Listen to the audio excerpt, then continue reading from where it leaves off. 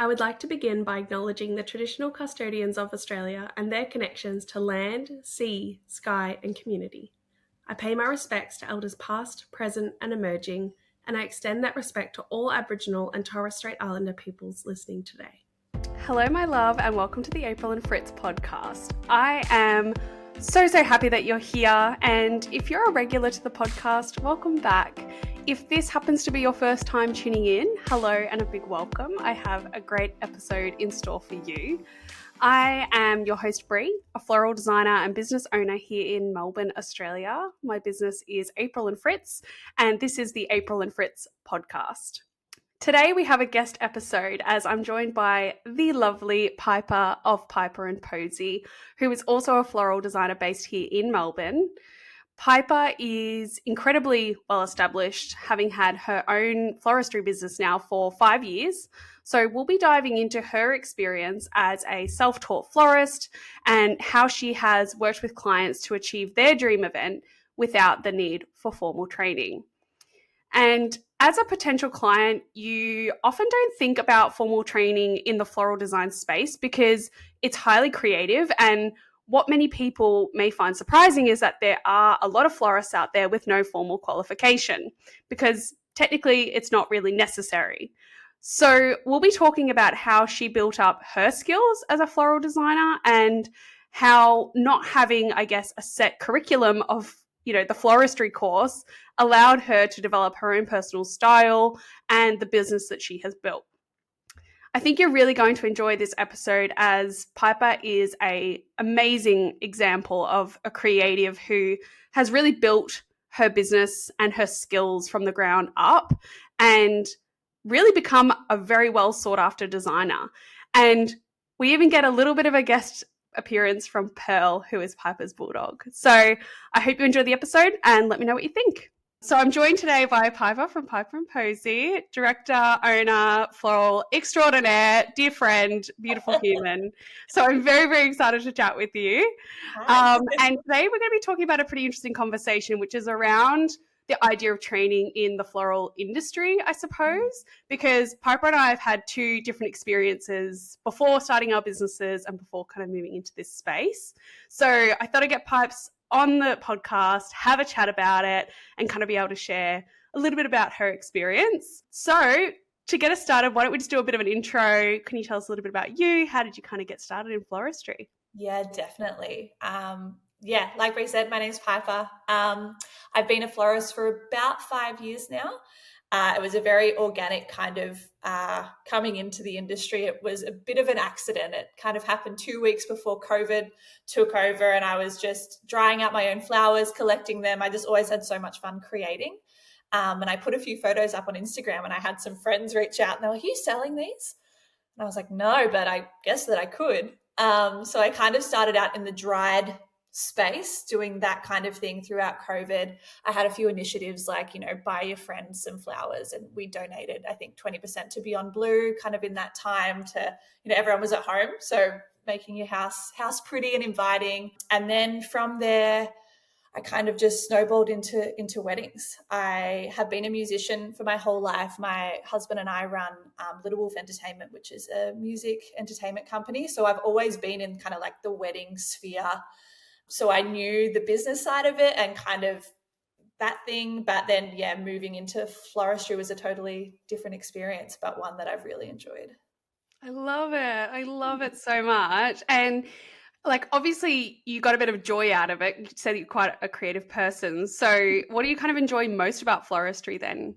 Yeah, I guess it's interesting because obviously like music and floristry, they're both creative outlets, but they are really different, and the way that they kind of impact a wedding day is so different. Floristry, I love kind of like the intimacy of getting to know your client. I feel like music is the same, but I feel like flowers, I'm constantly in contact, with my brides and grooms and people who are getting married, and I create like a really beautiful relationship with them, which I love. I'm a people pleaser and a softie at heart, so being able to kind of go with them throughout the wedding experience and allow them to have their creativity come through in flowers is really exciting. And having them trust me and love me for the style that I produce is really encouraging as well, because I can kind of, push boundaries and show my own style through their wedding day, and then having them come back and, absolutely adore the flowers that you create is always really, really special. Yeah. Oh, Pipes, you've like literally hit the nail on the head, honestly, because like I feel exactly the same. I think it's like that relationship building and being able to connect with people, and it's not because especially like with weddings, it's such a long period of time between the inquiry or even just like looking for florists to the actual wedding day. And Totally. so once you're like locked in, you're with them on that journey as well. So it months go past and life happens and things happen, and the wedding day actually develops as well, which I think is really, really cool. Yeah, and there's like nothing better when people like come to you and they're like, this is kind of what we're thinking, but we totally trust you and we want you to have fun with it, which is just so cool. It's like, you don't have to do that. Like, it's your wedding day, but I feel like, the further along I've gotten, the more people see my style and book me for the style that I create, not just because I'm a florist or for budget options or things like that, but because they love what you do. And I feel like when you have clients that are like that, the whole experience is just so much better for everyone. Yeah, absolutely. Because that's the thing too. Like, we love creating for people who do trust us and do trust our style and do trust the things that we can produce when we're given that little bit more creative freedom. And one thing that I really love about your style is like the really bold color and like the kind of fun that you bring into it as well, and that obviously attracts people into your clientele that are going to match that kind of energy. Yeah, it's really funny because when I started, I was drying out florals and I was drying out a lot of natives, which is, you would look at my flowers today and be like, there's no way. And I was actually called Piper's natives for the first 3 years of my business, but I would have people reach out to wanting me to do, really classic Australian native weddings. And I'd be like, oh no, I don't really do that. And they'd be like, what are you talking about? Your name's Piper's natives. So it's always funny just, seeing how style evolves and how you kind of come into what you actually want to create. Yeah, because that's right. I think especially like with us having our own business and that kind of thing, like you're creating your own business around what brings you joy as well, right? And that's the thing, you're like, don't get me wrong, love natives, but if they weren't bringing you joy and you've evolved in your style. It's funny because I was showing this one kind of like style, and then people were like looking at my name and they were like, what is going on? So I was like, okay, rebrand. It's time to rebrand. Yeah. And so we kind of touched on the fact that like it was quite an organic kind of move into this floral design space. And so I guess, there is the option of that professional training kind of route, which is like what I took myself. Why did you kind of decide that you didn't want to go down that path? It's funny you ask that. I was thinking about this before, and I truly never even thought about it, which is which is a very naive thing to say. I feel like I really like it. Literally, it really all did happen so naturally and organically that I didn't have a moment to be like, what do I want this to be? Do I need this training? Do I need that? Like, literally didn't even enter my head. And I don't know if that was because I did kind of start and COVID took over and it wasn't actually accessible for me to do it in a physical capacity. And I feel like I don't know much about the courses, but I know that a lot of it is quite hands-on. Obviously, you're being taught to be a florist. So, I don't know. I'm a midwife too, and I was a full-time student at the time. And this was literally just a hobby for me. So I never really thought about needing to sew into it in a financial capacity or in an educational capacity, because I originally it wasn't where I saw my life going. But yeah, it's funny. I really I don't even know if I knew that there were courses. I was like, people just become florists. Yeah. And look, I think that's probably a testament as well to like your creative flair, because some people like they do, right? Like they just have the knack for it. And it's very obvious that you're a creative person and, you love that kind of freedom, I suppose, to be able to develop your craft, whatever you're doing. So I think that it's interesting to me that like you obviously had the confidence within yourself to just be like, like I can do this, and like just went on and did it. And, the people came because you started to build it. Yeah, confidence, naivety, whatever you want to call it. I don't know what it was, but I do wonder if because of my music background, and it's even funny, like we obviously run this entertainment company, but we both did VCE music, but neither of us went on to study music at university, but we started gigging immediately after school. And it's interesting when people don't go down that route and how they kind of find it difficult to break into the industry, and how it's really interesting. I feel like it's so individualized, like everyone has their own ideas and experience and things like that. But I wonder if, because I went down a similar route with my music, if that is why I felt so comfortable doing it with flowers. Yeah. It's almost like the doing of it. Like, you Yeah, can I've just always sit been in. a doer. I was always like, I'll just do it, and it'll either work or it won't work. But Yeah. not having that pressure, because I didn't start it being like, this, I'm going to like solely rely on this, and this is going to be, my income and things like that. Maybe that took a bit of the pressure off, and I was just kind of like, which I'm not really a go with the flow kind of person. I am, but I'm also a bit of a control freak. My anxiety kind of takes over. So yeah, it's weird. It's funny to like reflect on, because I've really never thought about it before. Yeah. And so then how did you kind of go about actually teaching yourself? Like, as in, did you literally just get flowers and be like, I'm going to create something really pretty and like just have a go? But then, there are some kind of more technical things that we do with like wiring and like that sort of stuff. Like, how did you kind of get into that side of things to like train yourself up, I suppose? Yeah. Trial and error, I would say, was my main thing. In those early days, I didn't know a lot. So I originally, when I was doing the dried flowers and making bouquets and things like that, I would literally just play around and see what I thought looked good. I lived with a bunch of housemates at the time, and I'd get their opinions and, see if they liked them. And then I started kind of making like everlasting potted arrangements, and I was using foam at the beginning, which it's funny because I hated it. I was like, I don't get this. I also don't get this for preserved arrangements, because you don't need it, because it's not a water source. But it was literally just trial and error, and also taking a lot of inspiration from other florists that I was following on Instagram or things like that.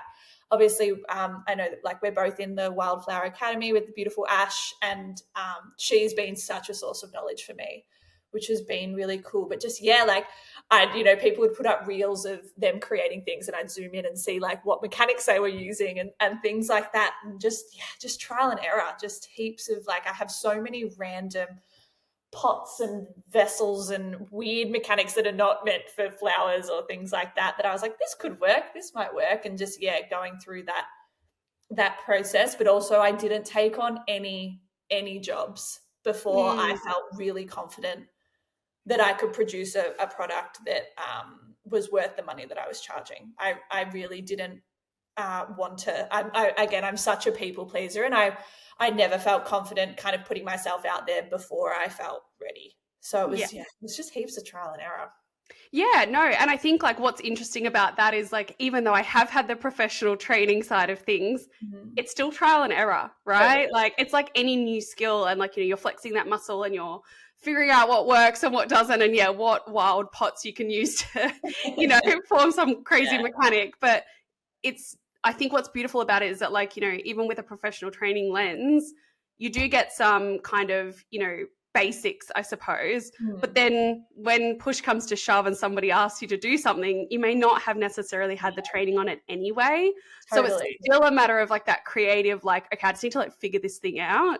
Yeah, so being in the real world, it's like it's very different to being in a classroom. I learned that a lot through my midwifery. You can know everything from a textbook or a simulation and things like that, but when you put into a real life situation, it flips everything on its head. You learn. I feel like for me, in every area that I've worked in, from medical to creative, you learn so much more on the job than you do sitting and absorbing information from a computer or from that's just personally what I've experienced through all of my areas of being professionally trained in something, and then self kind of started. Yeah, no, totally. And so I guess like as time has gone on, you've obviously had access or, kind of connected with other florists and that kind of thing where, you do get that kind of informal training. Yeah. As time has gone on, have you ever kind of revisited this idea of professional training at all? Or is it still just like, I'm just going to keep building on my craft and just like keep doing what I'm doing and because it's working? Yeah. It's funny. I've never personally really looked into what the courses cover or things like that. But from what I've discussed, yourself and a lot of other florists who I know have gone down the professional kind of certificate route. Yeah, I don't know if any of the classes or things that are covered are necessarily what I actually do. Like in terms of the way that I know it's a very traditional kind of floristry, working with foam and working with those kind of mechanics, and myself, I'm a sustainable florist, so I don't work with those products, and I don't know if it would be a little not a waste of my time, but I could spend time with people who do sustainable floristry and learn so much more through what they're doing than maybe going down the traditional route and learning with foam and things like that. I know they do work with chicken wire and all of that stuff.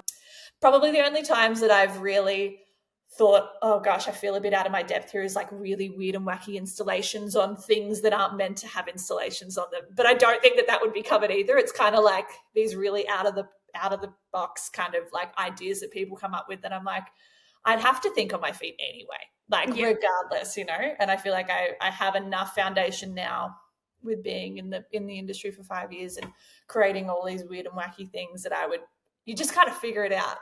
Yeah, no, totally. And I think what's really interesting about that is like you do like like when the opportunity presents itself, like you will figure it out. And I think I know that you also do a bit of freelancing as well outside of your own business. So like you said, learning things like sustainable mechanics or different varieties or anything like that, you kind of get that opportunity just through doing the work that you're doing anyway. So I can understand why maybe it hasn't been something that's kind of crossed your mind, whilst especially you do have those connections with other florists that you can rely on if you really are unsure or you're not confident on something. Like that does provide like some kind of support there for you. Totally. And I've learned so much from my beautiful freelancers. Like I don't freelance a lot. It's kind of just like if friends need help, which has been really cool because I've freelanced for some friends who maybe don't do sustainable floristry or haven't looked into it, and they've kind of they've been really interested in what that looks like and how they would create something. So that's been really fun,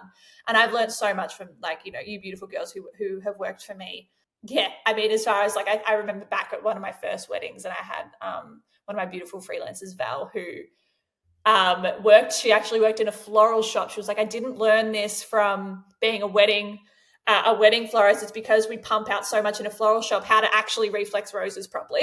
And like now I'm so like, I just look at reflex roses and I'm so judgy of them because I have no way, but I would never worked in a floristry shop. I've never had the desire to. So just little things, like such little things of, like pegging things down in a certain way. I remember like we did a beautiful wedding at Fitzroy Gardens, and we use safe pegs because you're not allowed to use pegs there.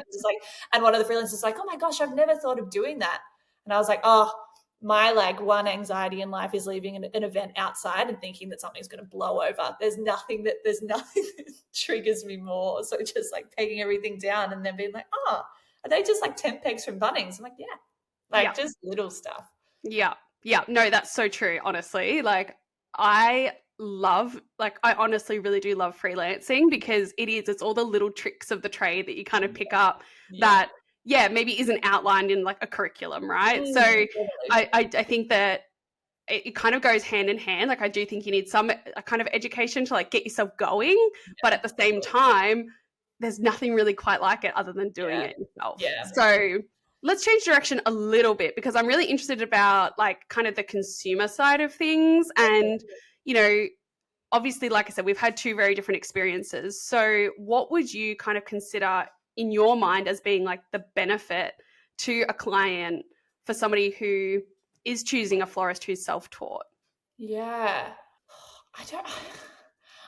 Like, it's funny. I don't look at florists and think like you're self-taught and you went to TAFE or, I just like, I've never compared it. Like I would say like when I think about it, I'm more coming from a perspective of like how long has this person been doing their craft, and I'd say that is more important in my mind than someone who's trained and maybe not trained in whatever capacity that is. I would say that like the main benefit overall for a client is working with someone who has really mastered their style. I would say like that is like my number one thing. I think there's not much room to be disappointed if you are attracted to a florist or a vendor whose style you love, because they're only going to continue to produce that. I just remember, starting off and wanting to take on any wedding I could, which I think is really important. And you need to do weddings and you need to do different styles to kind of develop what you want to do. But I was so much more stressed with styles that I didn't feel comfortable with because I didn't feel like I'd be able to produce what they were wanting. So yeah, I don't know if there is a benefit. If I'm totally honest. Like, I just think it's all about if you connect with your vendor. I think like connecting on a personal level is really important, especially like for me particularly. Like I love it when I really vibe with someone. Like, it's just, I feel like it creates a really beautiful, like, rosy lens for the whole experience. I am only anxious when I feel like I have clients that we're not similar or things like that, because I'm such a people person. But yeah, I don't know. I don't think there is a benefit to hiring someone who's self-taught over someone who's trained. I think it's more, is this person comfortable and confident in the style that they're doing? And have I booked this person because I love their style or because they're cheap? Yeah. I feel like that's kind of where I'm like, where are your benefits and where are your disadvantages? It's more from that perspective than, because I've literally never had a client ask me for my education credentials. Yeah. Like, ever. I don't think. Now they might, because they'll see this podcast. But I've literally never ever had someone ask me. They might ask how long I've been a florist for. Yeah. But I've never had anybody ask me about where I trained or anything like that. I don't know. Maybe people do. Like, I don't know if you've experienced that at all. No, I haven't. And look, I agree with you in that, like, fundamentally to me, like, I'm exactly the same. Like, I don't look at florists and be like, oh yeah, you're self-taught and you're not. I think for me, it comes down to, the experience, like you're saying, and the creativity level and their confidence in their own style.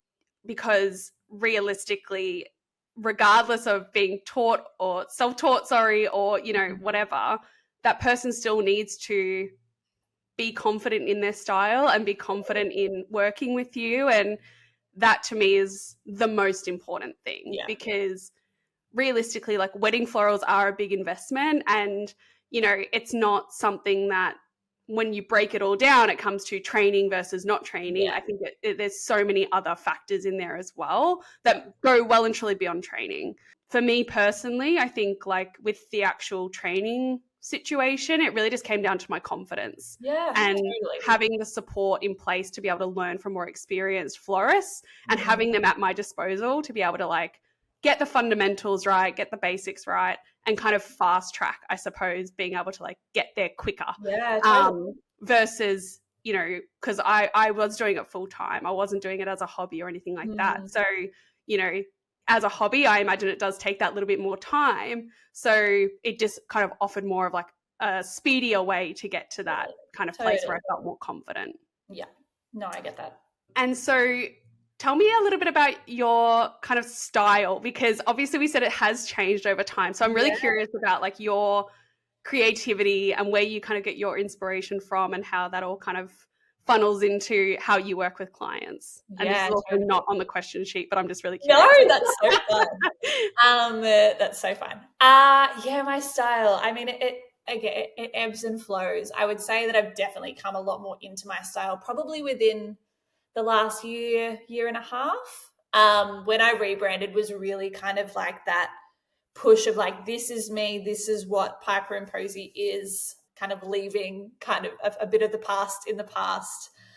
But it's funny, I'm a very colorful person. I've always gravitated towards color in every aspect of my life. Like, my room growing up was like tangerine orange and pink and, like, just ridiculous kinds of colors. And I'm like, you look in my cupboard and there's not like a black piece of clothing in there. Not that I don't love neutrals. I'm a big supporter of neutrals. But for me, myself, I've always gravitated towards color. And I like to think that I am a colorful kind of person. I'm quite extroverted and I feel like that's kind of like, I started off being quite neutral with, you know, my natives and the dried kind of florals, and then I like allowed my personality into my creativity, and it's kind of blossomed into this really colorful, whimsical kind of sphere. I don't know. Oh my gosh, it's like literally the most beautiful thing I've ever heard. I've got like tears in my eyes. I'm like, let your personality shine. One thing I can do is just talk and have no idea what I'm saying. No, I love that. I'm like, don't cry, Brie. Don't cry. That's so sweet. But yeah, I'd say my style is very, you know, it's bold, it's whimsical, it's playful. I want people to have fun with the flowers that I'm creating. And I don't think that, like, you know, playful and bold necessarily has to be colorful all the time. It can be, you know, I love artistic kind of design. I love like really weird structural kind of things, implementing not just flowers into your designs. You know, I love working with fruit and vegetables and all of like different materials, just kind of being like a bit abstract with it. That's kind of the way that, like, you know, I love Graham from Twin Twigs, like, you know, those kinds of like Tremella, Beck from Tremella, like those designers are so inspiring to me. And yeah, but I think when people reach out to me, the main thing they say is that they love my playful and whimsical kind of style, very like cottage garden with like the saturation turned up a bit. Yes, I love that. Oh my gosh. And so then, like, obviously as a potential client or a consumer or just anybody who's kind of looking, you know, for a florist for their wedding or anything really, I guess, you know, what would you kind of say to them to look for in like a florist portfolio? Like if they're scrolling on Instagram, you know, what would you kind of say to them, like they should be kind of looking at to think, can this person kind of deliver what I'm after? Yeah, totally. Yeah, it's interesting because I will have people reach out to me with a particular style that they have in mind. And it's always really hard to know how to handle it if it's not the style that you do. And I like to be like quite honest that I don't think that I would be able to create what they're envisioning in their head, in their minds, but I will give them some florists that I, you know, maybe recommend whose style I think is a bit more suited to what they're wanting. I would say I try and keep my Instagram, obviously, like it's a lot of photos of weddings and beautiful professional photography, but I like to slip a bit of my personality in there too, so that people can see who they're hiring. Obviously it's Piper and Posie, so it's myself and, you know, all of the beautiful people that I work with, but I am still the face of it. Looking through photos and seeing if there's any sort of like a pattern, I would say, like, do they really have a style that they create and are really confident? I think you can tell when people are good at what they do. Like, I feel like it comes through in the way that people photograph, it comes through in the flowers. Like, I wouldn't say that like social media is necessarily my favorite thing to do. I think it's a really interesting part of the job that can get a bit draining. I definitely slack, like it hits kind of, you know, that winter period and you're like, oh, I just like, I'm really tired. I don't want to make reels and things like that.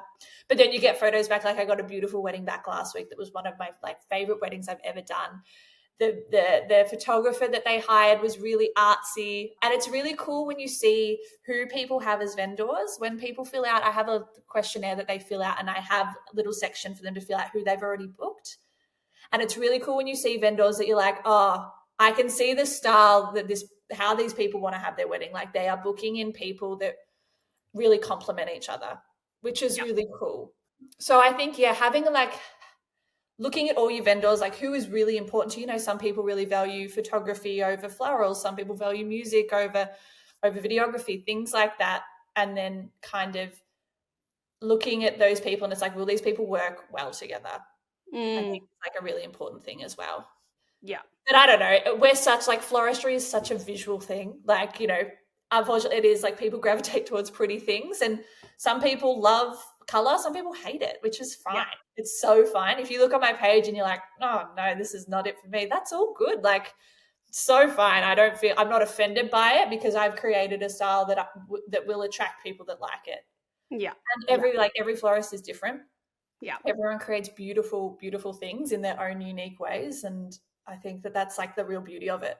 Yeah, for sure. And like what I think about, like, even when I was kind of starting out in floristry, like, you know, I would gravitate towards certain florists. Like you said, everybody is going to do a great job. Like I don't doubt that. Right. But it's more like, okay, what am I gravitating towards? Like, what is it about that florist that I really, really love? Is it like the abstractness? Is it the color? Is it the moodiness? Is it the whatever? Is it the seasonal flowers that they use? Like, whatever it is, there always seems to be, you know, like clues, I suppose. Like, designers kind of leave clues about what they like to do and how they like to work. And so what I find is that you always kind of end up picking up on those throughout their portfolio and in their past work anyway. So again, regardless of the training perspective, it's what you gravitate towards anyway. And I'd say like also like the booking process is really key too. Like, how do people structure the way that they promote themselves and things like that? Like, I kind of changed my business structure about a year ago, and I've found so many benefits from the way that I do things now. You know, adding real personal kind of touches to things, and people really respect and like respond well to that. I feel like you reach out to when you're getting married, you know, I'm married, and I feel like you reach out to so many people, and some are really blunt and things like that. And I personally didn't gravitate towards that kind of like a person. I don't really want to pay a lot of money for this if I don't feel like I'm getting a vibe from you. So that's really important to me too. Yeah. Like, I'll always like, I do kind of like a free complimentary consult before people even lock in if they want to do it, just to get a vibe. Like, I want them to, you know, feel like I sell myself a lot better in person than I do over email. Yeah, and it's funny you say that as well, because I do think, you know, we do rely a lot on social media as in clients, I think, to get that initial kind of like, am I vibing this? But then you kind of don't really know until you jump on that call and you do have the discussion or whatever it is. And if the vibe isn't there, you'll know. Yeah, and it's weird. It's like you pay a lot of money for like a lot of wedding vendors, and it's like I don't know. I want to talk to you before you give me any money, because like I want to make sure that you like me. Yeah, and I'm exactly the same. So because I just cannot fathom somebody handing me like $10,000 or whatever and never having had a conversation with them. Like, I want to make sure that they're feeling super comfortable in my style, in what I can give them, at what price point, and all of those different things before any kind of exchange. And so I think you're right. It does go beyond just the portfolio in a lot of ways. But I feel like the portfolio is like the very first step. Totally. It's your book cover. It's exactly the thing that it's the thing that catches people's eyes, and then you kind of dive further into it. And so if somebody's like jumping on a call with like a few different florists and that sort of thing, what would you kind of say to them to think about, or like what questions would you kind of be asking that florist to find out if they're the right fit for you, and making sure that they're kind of going to get a good quality service that matches with them? Yeah, totally.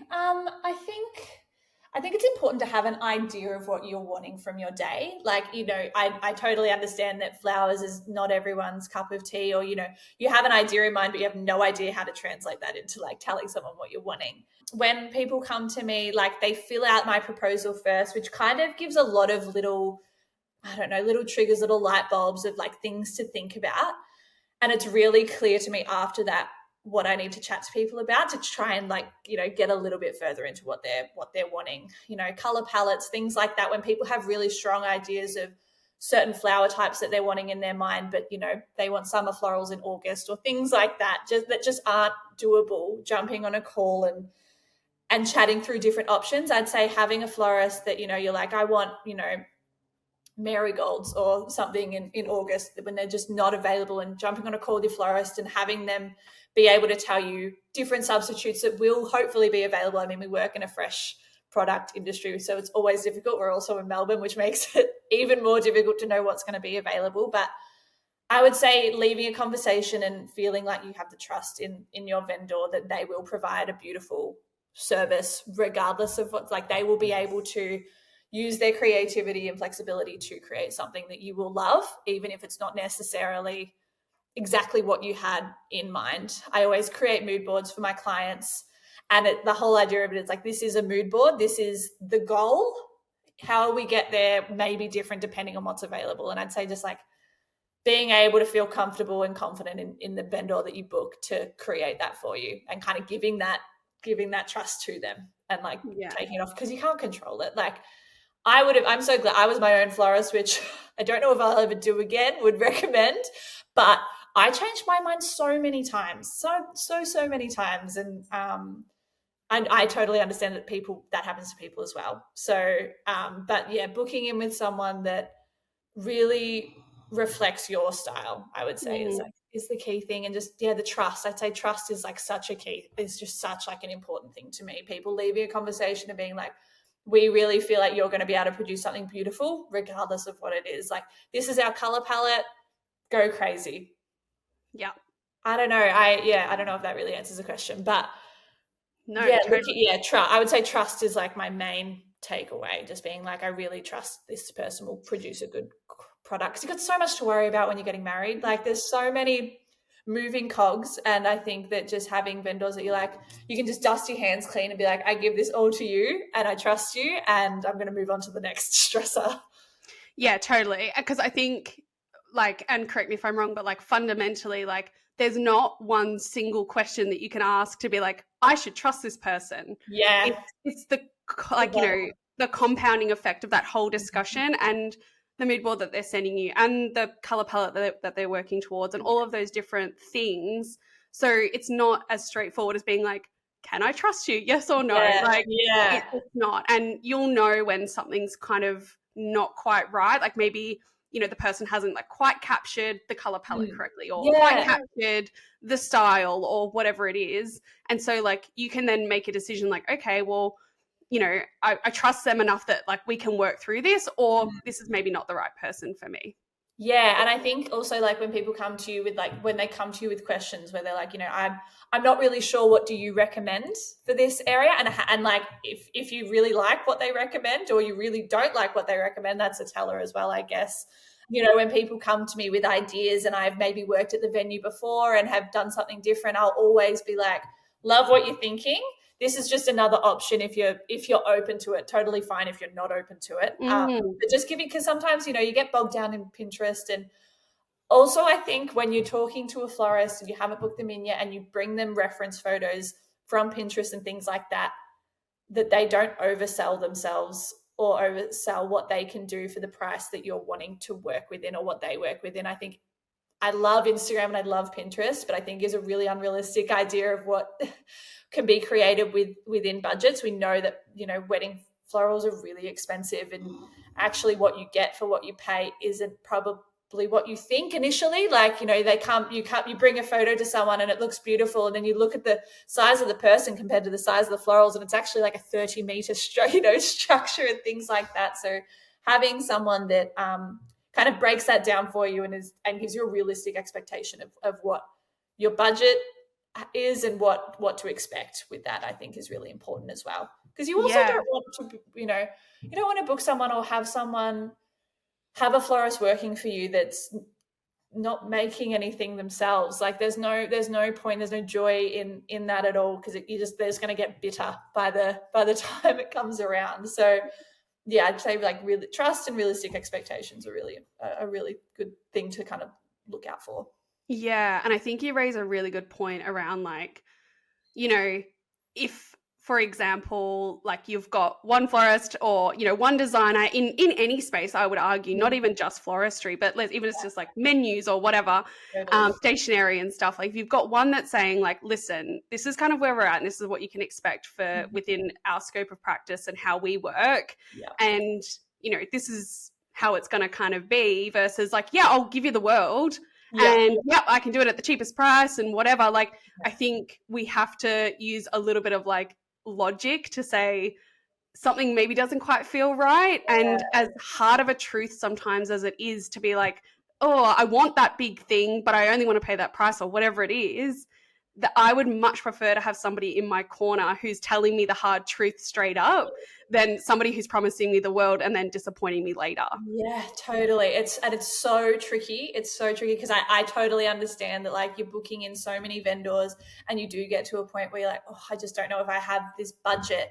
And I would say booking in a florist that you love, whose style you love, and maybe slightly reducing or just coming up with clever ideas of like how to make something beautiful without it needing to be massive, over wanting a massive thing and going with a florist that gives you a really cheap rate, but you're still not going to get what what you want. Like there's just no way. There's sometimes the ideas that people have and the budget that they have, it's like there's actually no physical way that we're going to be able to create this. Like we won't even be able to buy the amount of product that's needed for this installation, let alone be able to pay people that are working for us and things like that. Like it's a really tricky area because it's murky. It's very murky. The whole financial side of any business, I feel like, is one that no one loves to talk about. But it's important, you know, like it is important as a client, as a consumer, as somebody who is going into the market, you know, it is important that, you know, you do have people who fundamentally just want to tell you the truth. Like,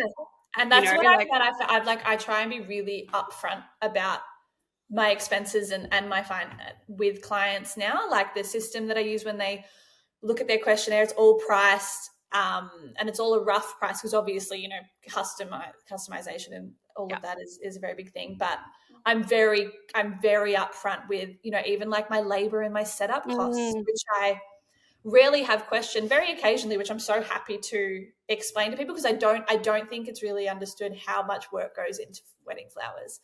We're not just there on the day for two or 3 hours, you know, it's weeks and weeks of work. It's 14-15 hour days prior to your wedding. Like there's so much that goes into it. So I really like to it's like, this is the figure that I charge for my own personal time and expenses and things like that. And I think I feel like people have been really receptive to me putting that very plain, simply on their quote and things like that. Yeah, no, totally. And I think just going back to that kind of financial point of view as well, if, you know, there isn't flexibility and those kind of things, like I think part of the reason why you hire somebody like a floral designer or any kind of designer really is that, like you said, you gravitate towards their style. And so fundamentally, like, you know, you can always kind of lean back on that. So even if they maybe can't produce an exact replica of exactly what that Pinterest board is or whatever, you know that their style is going to align with what you want within the budget that you have. And that's why you hire someone. That's the trust factor, and that's how it all kind of plays out, really, I think. And you're never going to be able to replicate a fresh product picture ever. And you don't want to, like, you don't want something exactly the same as someone else's. No, not at all. And that, again, it just goes back to, like, you know, that's exactly why you get hired in the first place, right? Like, you like what we do, just like let us know, you know?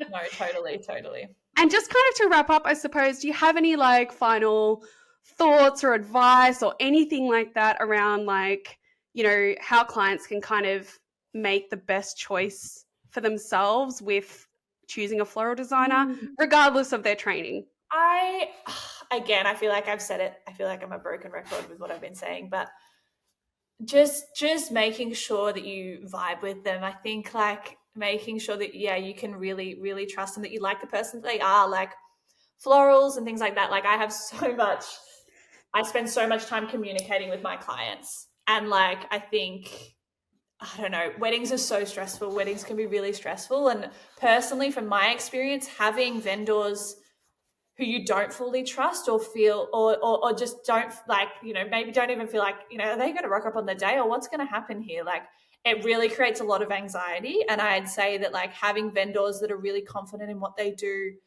just creates such a release. It truly, like, it really can make the difference. So seamless. Like you're just there's so much stress. Like, I think people need to remember that weddings are meant to be enjoyable as a whole. It's not meant to be stressful. And if you're feeling stressed out by any vendor that you book, then that's a bit of an orange flag. And I'd say meeting them initially and getting that vibe is, like, really crucial, because you don't want to get halfway through and then be like, oh, I really don't know who this person is. I really don't like what they're doing or the way that they're handling themselves. But you're too far in, you know, you've paid a deposit and things like that, and you can't be bothered looking elsewhere. Like, trust and making sure, and just really trusting in what they're going to provide. I'd say just like loving what they do and their creativity and their style, and just being like, cool, I really trust you. Yeah, trust keeps, I just keep going back to trust. That's perfect. And don't rush it. Like, you know, you don't need to rush. I would say, like, start wedding planning before you think you need to start wedding planning. I mean, we're in an environment now where it's so busy and people are booking out so far in advance. So yeah, I get so sad when I have people reach out to me and I've already, you know, got 2 weddings on that day, which I shouldn't even be doing, but you know, you never know. But like, I hate it when I have to turn people away purely because I don't have the capacity to take them on. So one of my tips would be plan earlier. Like florists do really book out far in advance, and it takes a lot of time to like prepare a wedding. So we need that time. Like I hate rushing a wedding. So that would be one of my tips. And yeah, just don't rush it, but also don't, you know, give time to develop a relationship with someone, you know, like go back and forth, jump on a call. You can jump on a call with 4, 5, 6, 7, 10 florists if you can be bothered. But I think it is important, rather than just getting a quote back and being like, oh no, that's too much for me, because we can always, like, I'm always so willing to like, okay, well, what's important to you? Where can we look at adjusting this to kind of better fit into your budget? And you can't really do that over an email. Like you can, but I feel like it's so much easier just to jump on a call with someone. So I'd always say, you know, jumping on a call with your vendors before you lock them in. Majority of people do complimentary consults. I don't know many that don't. Yeah, I think it's like an investment of your time up front that pays dividends in the long term, you know, like up front, like, yes, it may be a little bit painful to jump on 10 different calls and, you know, all the rest of it. But when you find the right person, it is just going to make your life so much easier in the long term. It just clicks. There's nothing, I love nothing more than jumping off a call and being like, oh, they were the best. I want to be friends with them. Like that was so much fun. Like it's just, it's the best. And you get to meet Pearl. Yeah. Hi, Pearl. Because it usually is you just sit on my lap, but I don't know what's going on with you, hey? Well, I will leave it there for now, but I just wanted to say, obviously, a massive thank you for jumping on. Piper and Posie, you can look them up. We'll leave all of the notes in the show notes so you can find Piper and Pearl if you are interested. And yeah, we'll see you next time. Oh, it was so great chatting to you, Brie. Thank you. Thank you.